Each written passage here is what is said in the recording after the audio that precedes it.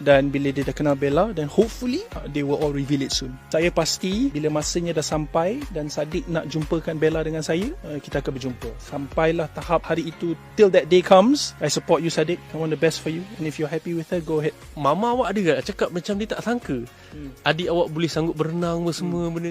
So maksudnya memang orang kata dah lain lah karakter dia. Maksudnya dia sanggup buat benda yang orang kata tak pernah dibuat.